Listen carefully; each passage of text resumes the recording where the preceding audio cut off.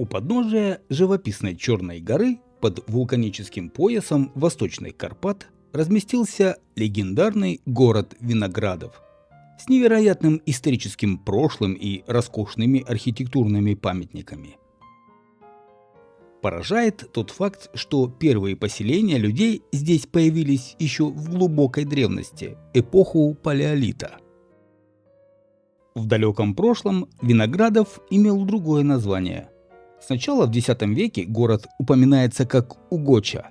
Об этом говорится в анонимных упоминаниях, описывающих вторжение венгерских племен на дунайскую низменность. Позже, после разрушительных нападений татаро-монголов, город возродился и получил название Севлюш, что в переводе с венгерского означает «виноградный». Такое имя вполне логично обусловлено. Здешний теплый и мягкий климат, плодородные почвы облюбовали виноградники, что по сей день считаются визитной карточкой края. Первое упоминание о городе датируется еще в 1262 году. В то время это было что-то наподобие свободной экономической зоны, крестьянам предоставлялась свобода в выборе места жительства, привилегии в производстве вина и виноградарстве. Большую роль в становлении города сыграли евреи. Первые евреи, вероятно, поселились в Севлюше в первой половине XVIII века. В 1768 году здесь жили две еврейские семьи. К 1877 году население города состояло из венгров, русинов, евреев и распределялось по конфессиям следующим образом: римско-католиков 337, греко-католиков 94, протестантов 558 и евреев 193. В начале XX века в Севлюше была построена большая синагога. Община содержала различные благотворительные организации. Действовала хасидская иешива Рава Ицхака Вайса, а в еврейской школе обучалось 150 детей. Практически вся торговля в городе была сосредоточена в руках евреев. Им также принадлежали 2 банка, 3 мельницы, 2 винокурни, консервный завод, кирпичный завод. Среди евреев было 4 врача, 2 ветеринара, 6 адвокатов и 3 инженеров. Некоторые были чиновниками и госслужащими. После установления в 1919 году народной власти в Закарпатье в городе был создан директориум Угочинского комитата. 25 апреля 1919 года город был оккупирован румынскими войсками. Вскоре город оказался под властью Чехословакии. По решению Первого Венского арбитража 2 ноября 1938 года город в составе Закарпатской Украины был передан Венгрии. Признание решений венских арбитражей ничтожными возвратило Севлюш в состав Чехословакии, однако в 1945 году Закарпатская Украина была принята в состав УССР. В годы оккупации Венгрии Севлюш был одним из центров подпольного антифашистского движения в Закарпатье. В 1944 году оккупационные власти публично казнили в городе 7 подпольщиков-партизан. В 1944 году после немецкой оккупации Венгрии тысячи евреев из Севлюша и района были заключены в гетто. В период с 20 мая по 3 июня 1944 года всех их депортировали в Освенцим. Большинство уцелевших евреев, которые вернулись в город после войны, вскоре эмигрировали в США, Израиль и европейские страны. В наши дни в Виноградове есть небольшая еврейская община. 24 октября 1944 года войска 4-го Украинского фронта освободили Севлюш.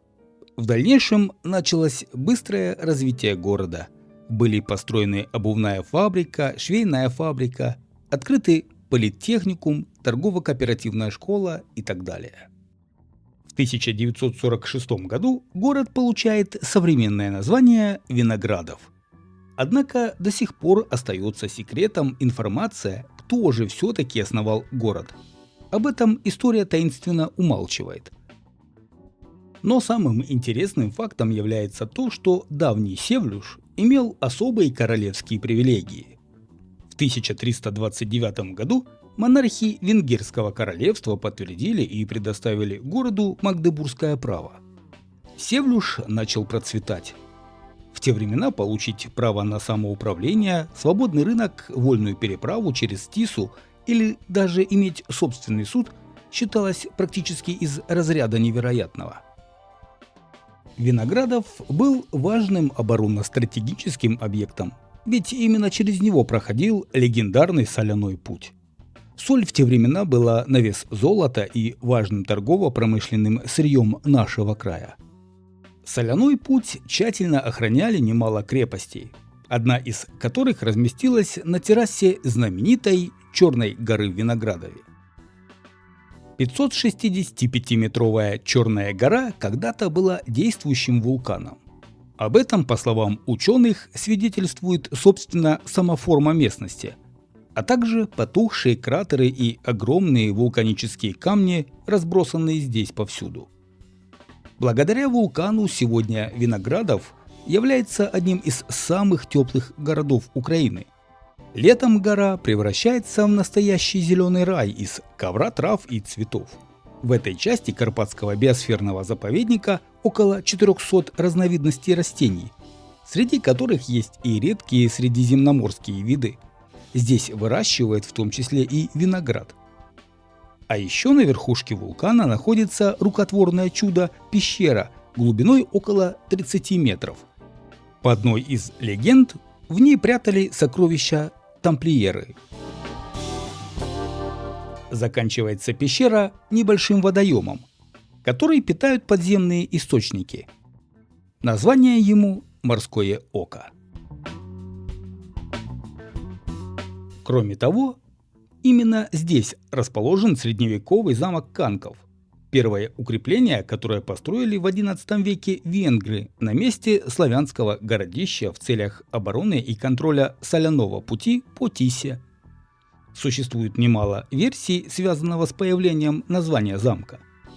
Одни исследователи говорят, что во времена Средневековья крепостью владел известный разбойник Канко, другие, что монахи-францисканцы, которые жили в замке, носили канко – одежду из овечьей шкуры.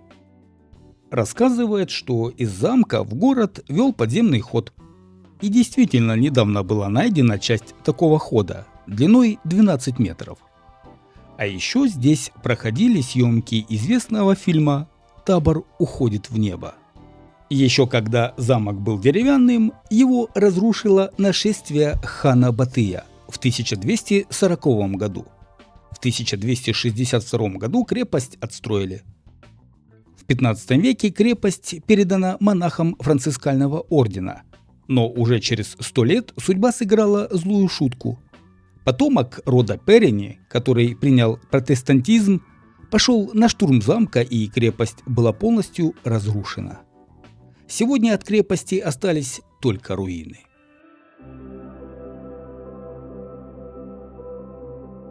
Очаровывает одна из архитектурных жемчужин Виноградова – дворец баронского рода Перени, построенный в XVI-XVIII веках, который сначала был частью городского укрепления, а затем перестроен в резиденцию в стиле барокко. Сегодня здание поражает своими грациозными силуэтами, фресками, гербами рода Перени. На данный момент здесь работает Виноградовский районный отдел образования. Дворец является одним из наиболее старых дворцов Закарпатья и ценным архитектурным памятником. Дворец Перени вначале имел только один этаж. Первоначальный облик постройки не сохранился до нашего времени. Затем были проведены реконструкционные работы, в результате которых был достроен еще один этаж, и замок приобрел вид резиденции. Чудесным окружением сооружения является огромный парк, где любили гулять все представители легендарного рода баронов. В целом Виноградов оставляет очень приятное впечатление. Тихий, уютный тенистый городок без высоких домов, без лишней суеты. И даже отсутствие первоклассных достопримечательностей здесь в плюс. Город выглядит естественнее. Не случайно главная улица Виноградова названа улицей Мира. На ней стоят почти все городские храмы. Среди других архитектурных шедевров и древнейших памятников Виноградова костел Вознесения XIII века. Каменный храм отличается своей высокой трехъярусной колокольней, которая когда-то выполняла функцию сторожевой башни. Кроме того, в храме сохранились каменная резьба XV века и оригинальные фресковые росписи. В Вознесенском римо-католическом костеле до сих пор проходят богослужения.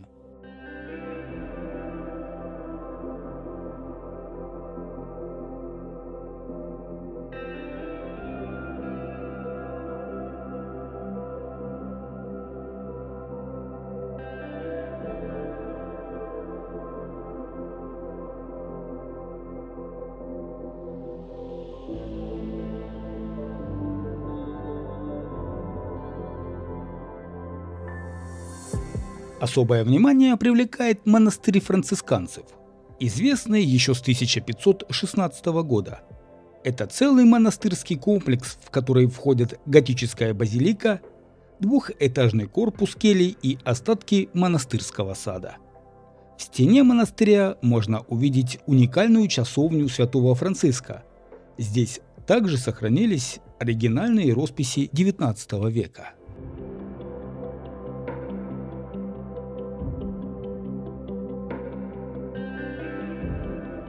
Еще в Виноградове есть Виноградовский винзавод.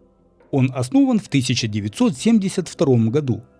Винная шахта, которая была прорублена в Черной горе, имеет форму подковы с длиной 350 метров. Колебания температуры достигают здесь 11-14 градусов. В дубовых бочках можно хранить до 720 тысяч литров виноматериалов и вина. О сакуре в Закарпатье знают многие. В Виноградове она не хуже. Появление сакур является символом еще одного интересного периода в истории Виноградова. Когда данные территории находились под управлением Чешской Республики, в то время в городе появляются сакуры. И это были не просто деревья, а специальный сорт, который рос корнями вниз, что ограждало от проблем деформации мощеного покрытия дорог. Период цветения сакур действительно впечатляющее зрелище, что дает еще один аргумент посетить город весной. Виноградов – крупный административный сельскохозяйственный центр, связан сетью автомобильных и железнодорожных магистралей со всеми городами области. По данным интернет-ресурса Википедия, по состоянию на 1 января 2013 года численность населения составляла 25 565 человек. Но это было давно. Есть и другая информация с других источников, что численность населения Виноградова ориентировочно 28 тысяч человек. 81% это украинцы, 15% венгры и все остальные другие граждане разных национальностей.